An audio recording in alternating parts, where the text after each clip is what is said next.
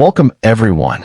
Today's story is about love, respect, patience, and how a marriage survives its hardest moments when two people choose to fight for each other, not against each other. My name is Alexander. I am 30 years old. I have been married to Emily for 5 years. She is 28 years old now. This is the story of how our marriage almost broke and how we learned to save it. When Emily and I first got married, everything felt perfect. We laughed together, cooked together, and dreamed about our future. We promised each other that no matter what happened, we would always stay on the same team. But life does not always follow our promises. 2 years after our marriage, work became harder for me. I was promoted, but the new position meant longer hours, late meetings, and constant pressure. Every day I came back home tired, stressed, and frustrated. Emily also had her own struggles. She was building her small online business, facing financial uncertainty, and carrying the fear of failure alone. But I was so focused on my own stress that I didn't notice hers. Slowly, without realizing it, we stopped talking the way we used to. Our dinners became quiet. Our mornings became rushed. Our weekends became empty. One night, things finally broke. Emily asked softly, "Alex, do you even see me anymore?" Her voice was calm, but her eyes were full of pain. I looked at her and said something I shouldn't have said. "Emily, I'm tired. Can we not have this conversation right now?" She looked at me like I had just pushed her away, and the truth is, I did.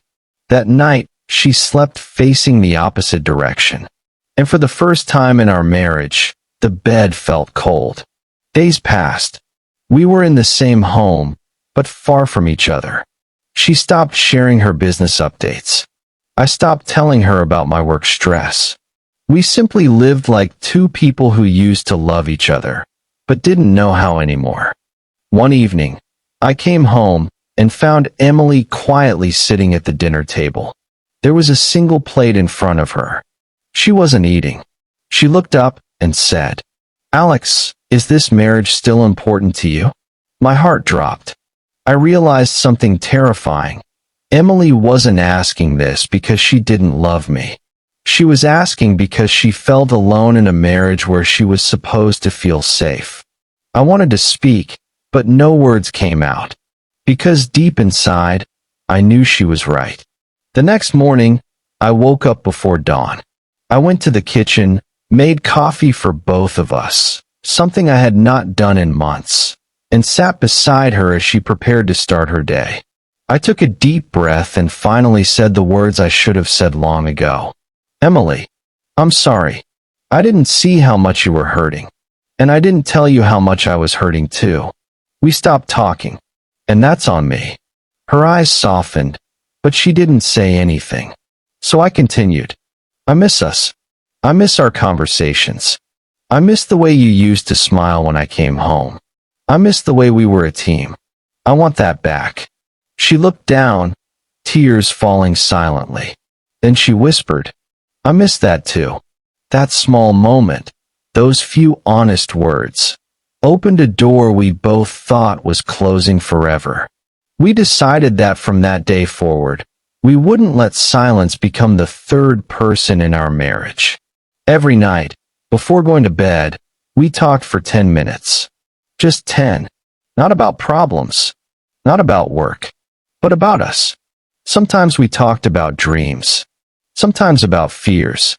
Sometimes we just held each other in silence. But it was a warm silence, not an empty one. I learned to ask, "How was your day?" and actually listen. She learned to say, "I need help," instead of holding her stress alone. Slowly, the distance between us faded. Her smile came back. My patience came back. Our love came back.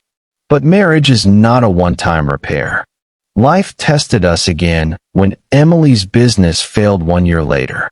The loss was big, and she felt like she had disappointed both of us.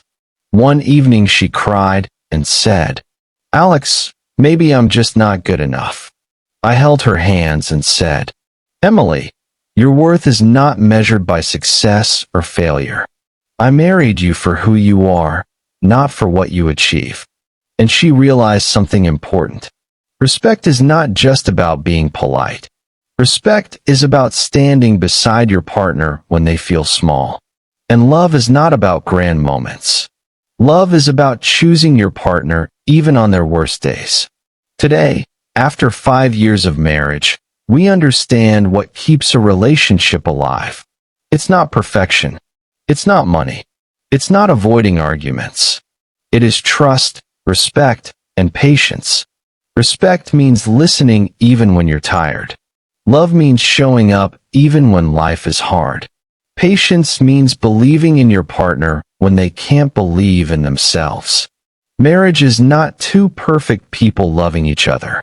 Marriage is two imperfect people choosing each other, again and again. The ending message.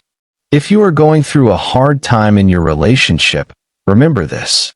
Sometimes the strongest marriages are built not by avoiding storms, but by holding each other tightly during the storm.